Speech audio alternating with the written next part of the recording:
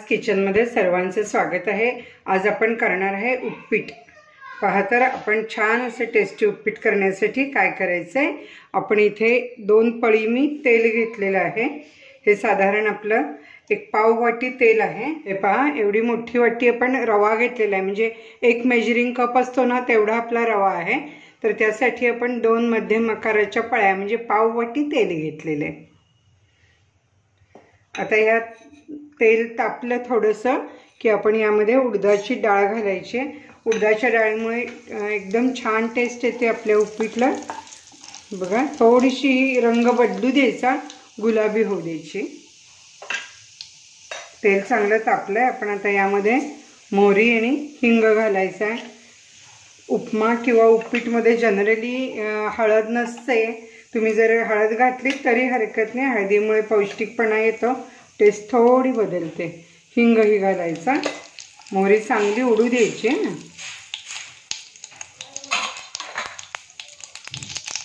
साधारण मी 4 मिरच्या घेतलेल्या आहेत चिरून।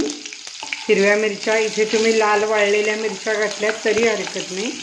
त्यानंतर कांदा 1 मोठा घेतला, हा मी असा बारीक चिरलेला आहे।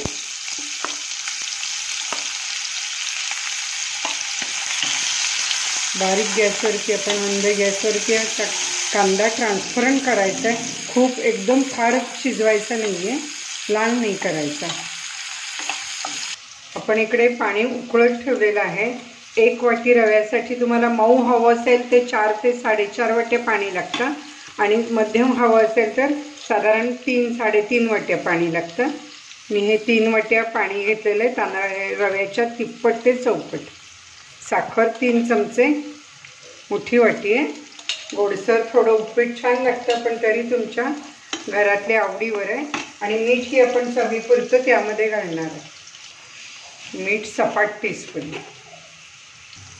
पाणी उकळेपर्यंत इकडे मी गाजर आणि मटार, बघा आता मटारचा सीझन आहे म्हणून मटार घातलं आहे, आणि मी छोटंसं 1 गाजर बारीक चिरून घातलं आहे, छान लागतं उपीटमध्ये। आपण यामध्ये कढीपत्ता घालायचा, आधी तेलातही घातला तरी चालेल। 1 मिनिट मी हे परतलेलं आहे, आणि आता हा एवढा आल्याचा तुकडा घेतला आहे, हा आपण स्वच्छ धुवून घेतला आहे, हा आपण खिसून त्यामध्ये घालायचा आहे। हे बघा मी यात खिसते आहे। आता पहा यामध्ये मी रवा घालते, मी सेपरेट नाही रवा भाजत, याबरोबरच आपण भाजायचा, म्हणजे जास्त छान टेस्ट येते। आणि आता कांद्यातलं पाणी सगळं आटलेलं असतं, त्यामुळे काही प्रॉब्लेम येत नाही। हे बघा छान असा आपण रवा परतायचा मंद गॅसवरती। आपण असा रवा भाजतोय, आणि भाजताना 1 चमचाभर यामध्ये आपण तूप घालायचं, तुपामुळे टेस्ट छान येते। तुम्ही जर अजून माझ्या चॅनलला सबस्क्राईब केलं नसाल आणि तुम्हाला माझे व्हिडिओ आवडत असतील तर जरूर तुम्ही सबस्क्राईब करा, म्हणजे तुम्हाला असेच ह्या नवीन वर्षामध्ये छान छान व्हिडिओ लगेच बघायला मिळतील। लाईक करा, शेअर करा, तुमच्या मैत्रिणींना सांगत जावा। आपण रवा छान भाजतोय, असा फुलला पाहिजे बघा रवा, लगेच कच्चा नाही काढायचा।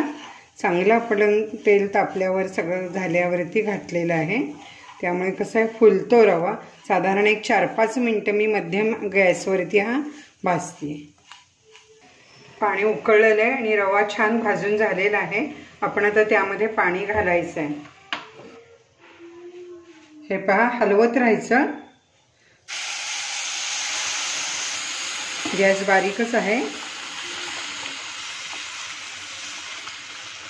आपल्याला अंदाज येतो पाण्याचा, थोडं जास्त घेतलं होतं मी, थोडंसं ठेवते मी।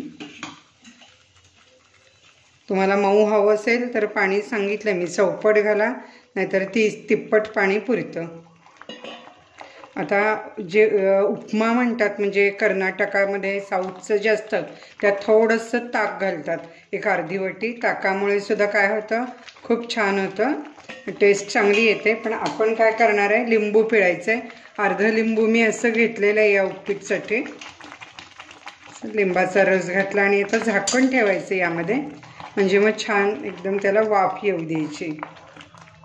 असं आपण हे झाकण ठेवलेलं आहे, आणि आता बघूया आपण वाफ आली आहे का। साधारण 1 2-3 मिनटं बारीक गॅसवर ठेवलं आहे. बघा छान वाफ आली आहे आणि आपलं उपीट असं तयार झालेलं आहे. मस्त फार मऊही झालेलं नाही आहे आणि एकदम सैल नाही आहे आणि अगदी कोरडंही नाही आहे. म्हणजे छान वाटतं हे उपीट. मस्त वास येतो आहे. आपल्या महाराष्ट्रीयन नाश्त्यामध्ये उपीट आणि पोहे हे अतिशय कायम घरामध्ये केले जातात प्रत्येकांच्या आणि ते चवीला अगदी टेस्टी झाले तरच छान वाटतं. आपण आता हे बघा आपलं उपीट तयार झालं आहे. तर हे आपण असंच सर्व करायचं. इथे माझ्याकडे हे आहेच माझं आईस्क्रीमचं, त्याने घेते.